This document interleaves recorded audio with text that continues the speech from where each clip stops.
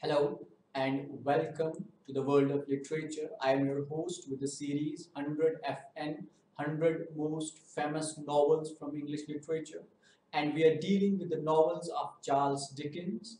In the previous two lectures, we have dealt with the Pickwick Papers and the Oliver Twist. Today, we will be dealing with the third novel of Charles Dickens. Now, the third novel of Charles Dickens happens to be uh, a story about another character who is very much similar to Oliver Twist, whose father has died at a very young age. He suffers a great deal at the hand of one of his relatives, and the character that I am talking about is Nicholas Nickleby. And the novel that we will be discussing in this episode, in this lecture, is Nicholas Nickleby by Charles Dickens. Nicholas Nickleby is also subtitles as The Life and Adventures of Nicholas Nickleby, which was serial between 1839 and 1838 and 1839.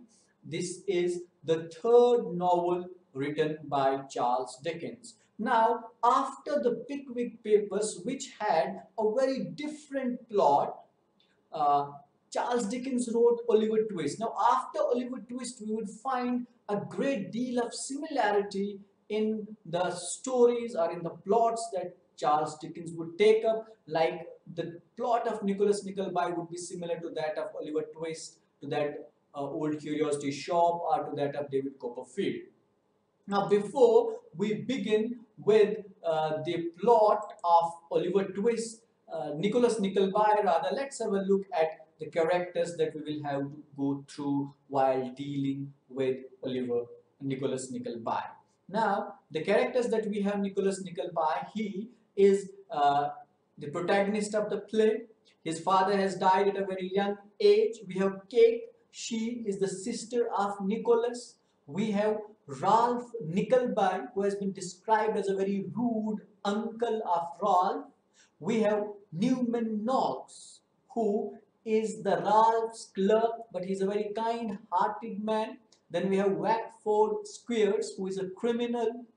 We have Fanny Squeers, she's the daughter of Squeer.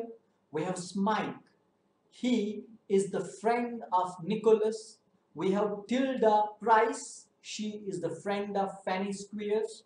We have Madame Matilene, she is a rich woman who gives employment to Kate. We have Miss Nag, she is described as a foolish woman. We have Lord Frederick, very soft, he is described as a foolish nobleman. We have Sir Mulberry Hawk, described as a disreputable nobleman. We have Vincent Crummles, he is described as a theatre manager. We have Miss La Creevy, she is described as a kindly portrait painter. We have a beggar who is known as Brooker, who is significant in context of the plot development. We have Charles Cheeryble, he is described as a wealthy merchant. We have Frank Cheeryble, he is described as a nephew of Cheeryble. We have Tim Linkinwater, who is described as the clerk of Cheeryble. We have Madeline Barry, a beautiful young lady, and we have Walter Barry, who is described as a man in debt and father of Madeline. Now, this was about the characters. Now, before I begin the story, it is imperative to say that this is one of the longest novels written by Charles Dickens, and you could have had an idea by only going through the number of characters, only major characters that I have discussed with. I have skipped few characters which make an entry towards the end of the novel. Nicholas Nickleby. This runs over 1,000 pages. Now let's move ahead to the plot of this novel Nicholas Nickleby. Now Nicholas Nickleby is born in Devonshire, and we are told at the very beginning that his father dies unexpectedly after losing all of his money in a poor investment. Nicholas, his mother, and his young sister Kate are forced to give up their comfortable lifestyle in Devonshire and travel to London. Now, this is the similarity, one of the similarities that you would find in various plots of the Dickens novel. As I said, I had told in earlier lecture also that his protagonists, his heroes, his leading characters would be born in the countryside and then they would head towards the London for the thinking that they will have a better lifestyle in London. And they move to London to seek the aid of their only relative, who is Nicholas's uncle, Ralph Nikleby. Now, Ralph is a cool and ruthless businessman, has no desire to help his destitute relations, and hates Nicholas, who reminds him of his dead brother on sight. He gets Nicholas a low-paying job as an assistant at Wakeford Squares, Wakeford Squares, who runs the school Doth Boys Hall in Yorkshire. Now, it is in the Doth Boys Hall in Yorkshire that Nicholas Nickleby will also learn will also study. Nicholas is initially wary of Squares, who is a very unpleasant man with one eye because he is gruff and violent towards his young charges, but he tries to quell his suspicions. As Nicholas boards the stage coach for Greta Bridge, he is handed a letter by Ralph's clerk, Newman Knox. Now here he comes across another character, Newman Knox, who is going to help him throughout the novel. Newman Knox is described as a once wealthy businessman. Knox lost his fortune, became a drunk, and had no other recourse but to seek employment with Ralph, whom he loathes, whom he hates. The letter expresses concern for the innocent young man and offers assistance if Nicholas ever requires aid. Once he arrives in Yorkshire, Nicholas comes to realize that Squeers is running a scam. He takes in unwanted children, most of whom are illegitimate, crippled, or deformed, for a high fee, and starves and mistreats his charges while using the money sent by their parents to pad his own pockets. Squeers and his monstrous wife whip and beat the children regularly while spoiling their own son rotten. While he is there, Nicholas befriends a simple boy named Smike, who is older than other students and now acts as an unpaid servant. Now, this is the third character that Nicholas Nickleby comes across when he is in London. Initially, he came across Spears, then he came across Newman Knox, and now he has got this new character, Smikes, who is an unpaid servant. Nicholas attracts the attention of Fanny Squeers, his employer's plain and shrewish daughter, who deludes herself into thinking that Nicholas is in love with her.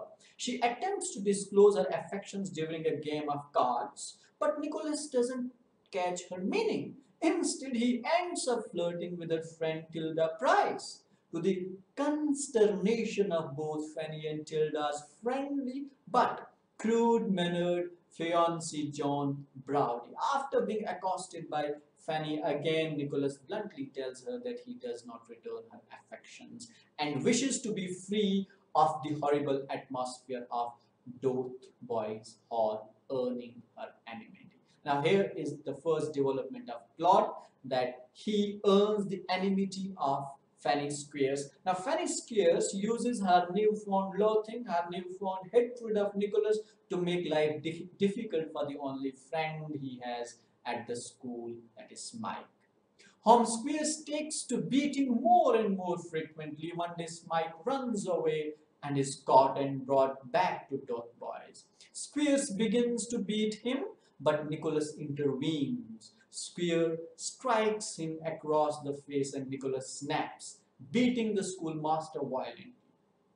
Quickly packing his belongings and leaving Doth Boys. Now this is the second time that Nicholas Nickleby will leave a place. Initially he left the Devonshire and now he is leaving Doth Boys Hall, and he meets John Browdy on the way. Browdy finds the idea that Spears himself has been beaten uproariously funny and gives the Nicholas money and a walking staff to aid him on the trip back to London.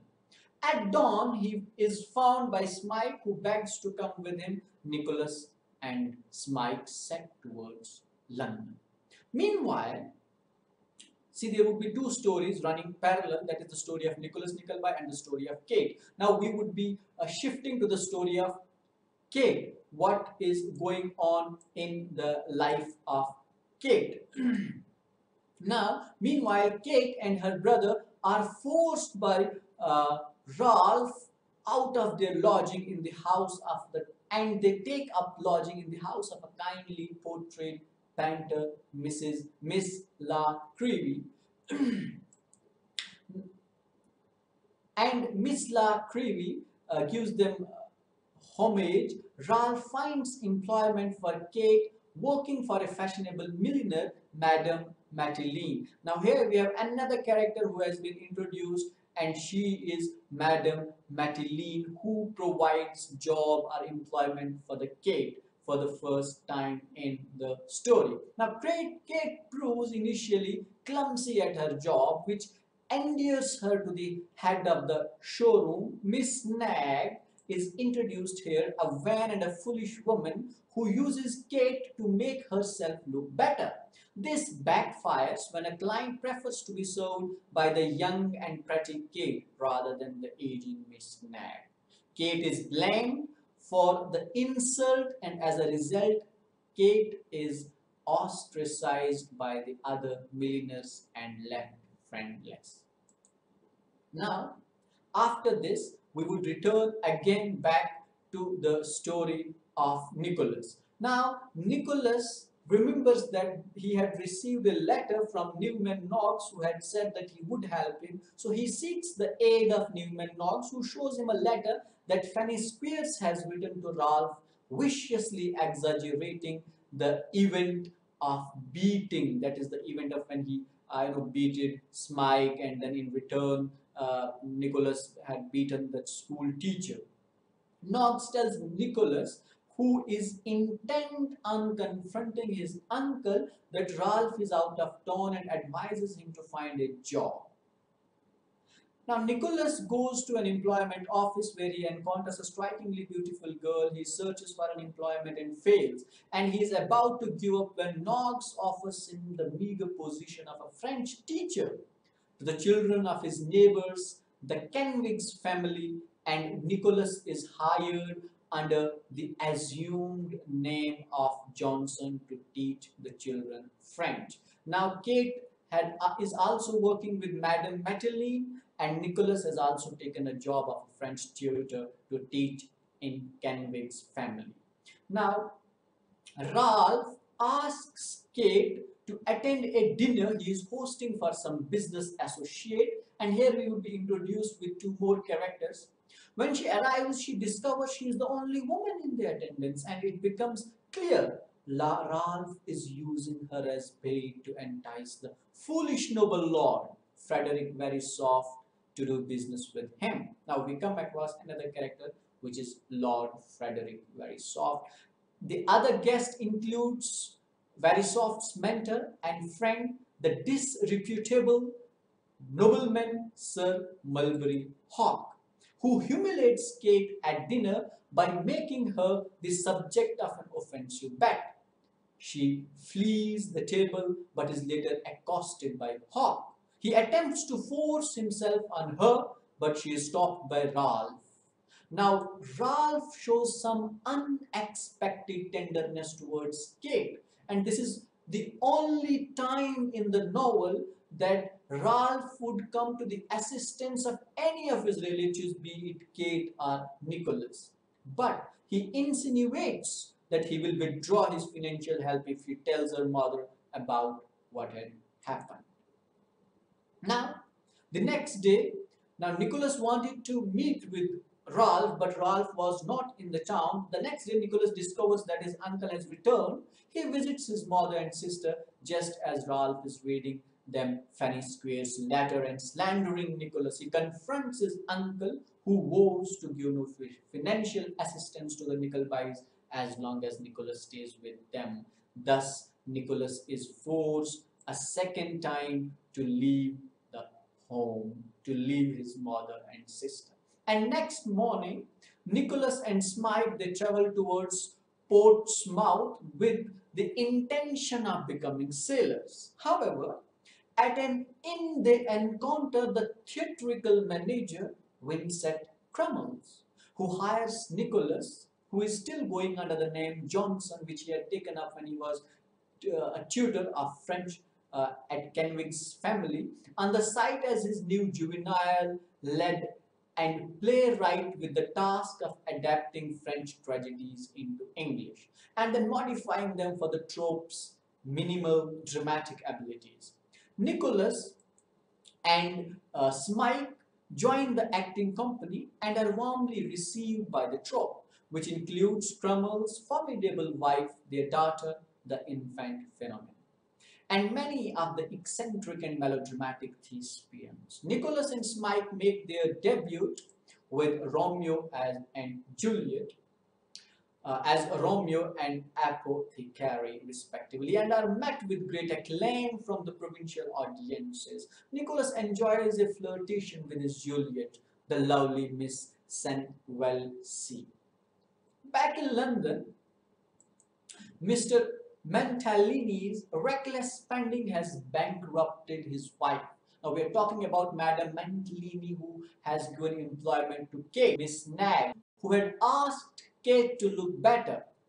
And her first order of business is to fire Kate, and she does so. She finds employment as the companion of the social climbing Mrs. Witterley, who Kate, after being fired by Mrs. Nag, she goes to Mrs.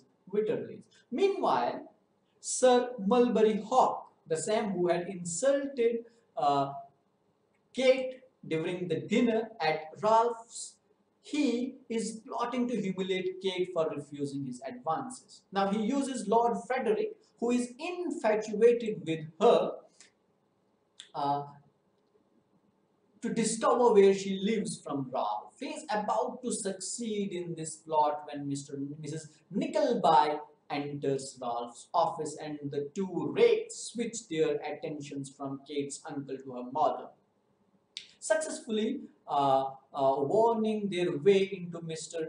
Nickelby's company and gaining access to the Witterley's house. Mrs. Witterley grows jealous and admonishes Kate for flirting with the nobleman.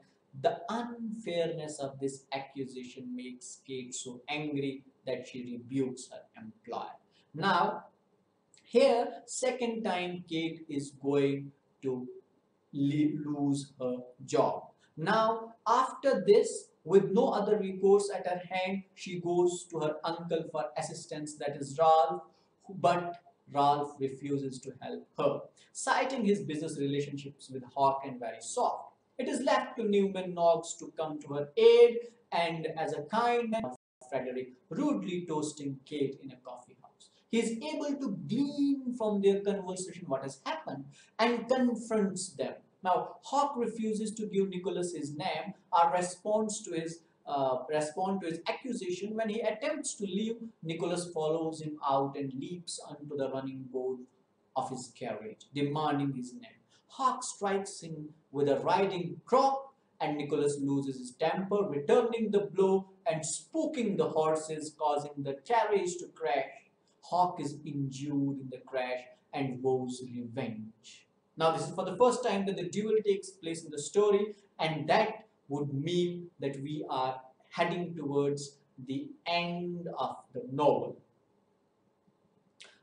As Hawk wants to seek revenge from Nicholas Nickleby, but Lord Verysoft, remorseful for his treatment of Kate, tells him that he will attempt to stop him. He will not take revenge from Nicholas Nickleby. Later, after Hawk has recovered, they quarrel over Hawk's insistence on revenging himself against Nicholas. Verysoft strikes Hawk, resulting in a duel wherein Lord Frederick Verysoft is killed, and Hawk flees to France. Now, in this story, the first elimination takes place in the form of Lord Frederick Verysoft, who is killed by Mulberry Hawk, and the second elimination is of Hawk, who has also fled to France. So we won't have these two characters in the story up actually help us in concluding the story. But now we have their Charles Cherryble, who will assist us to a great deal, or even to the writer to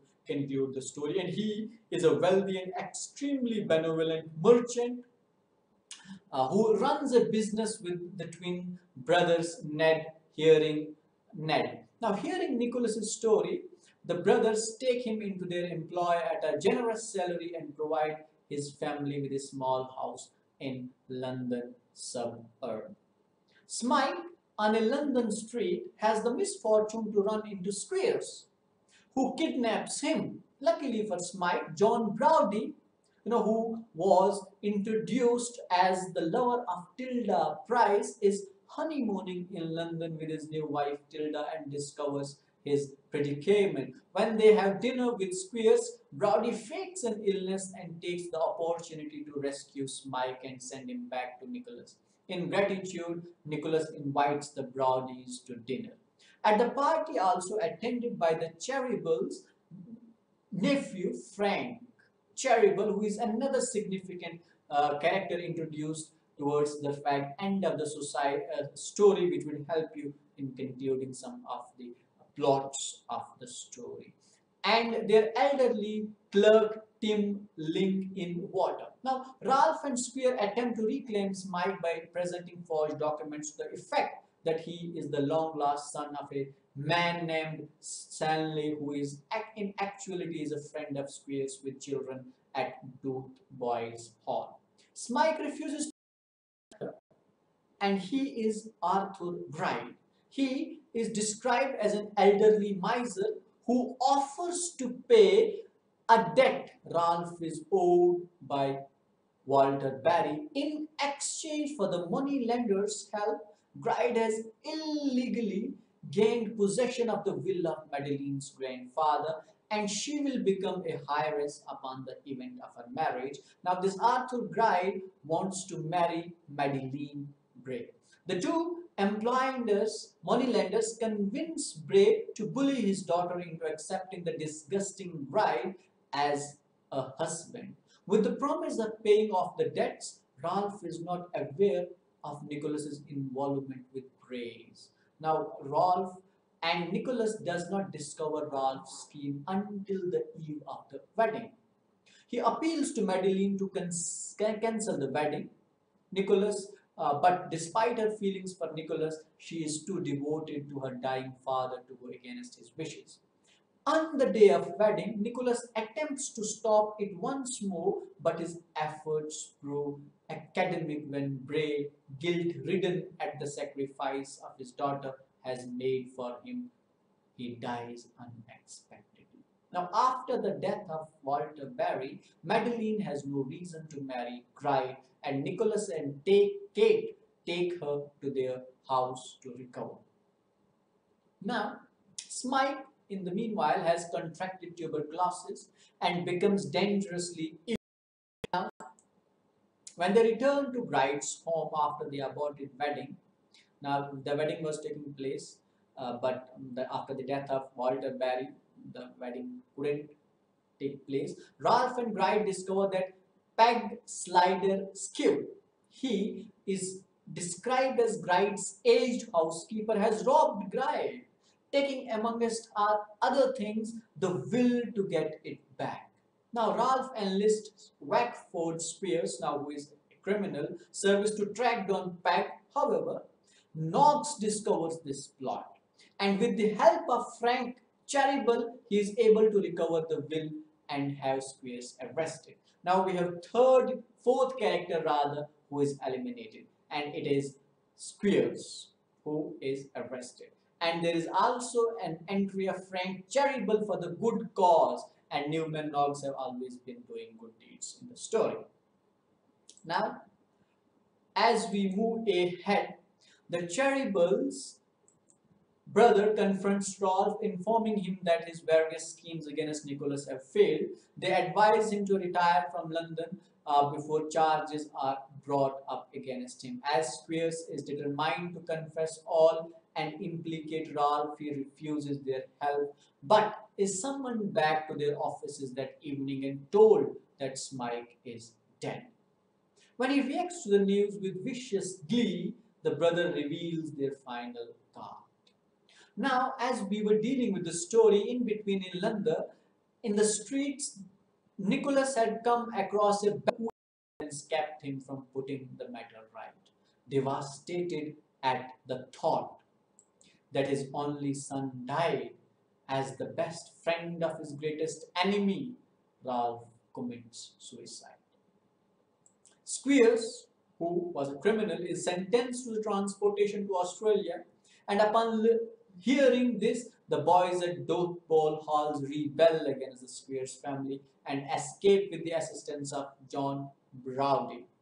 Nicholas becomes a partner in the Cherrybles firm and marries Madeline. Kate and Frank Cherryble also marry, as do Tim Linkinwater and Miss La Creevy. Brooker dies penitent. Knox recovers his respectability. The Nicklebys and their now extended family return to Devonshire, where they live peacefully. Now, this is all that we had in the plot of Nickleby. Now, we would be reviewing what we had in the points to remember from the novel Nicholas Nickleby. We have Nicholas Nickleby is the protagonist. He is born in Devonshire. Nickleby's father dies unexpectedly after losing all his money in a poor investment. Nicholas Nickleby leaves Devonshire for London, where Ralph Nickleby does not own them. Nicholas gets a low-paying job at Wackford Square. There he meets Newman Knox, who will help him throughout the novel.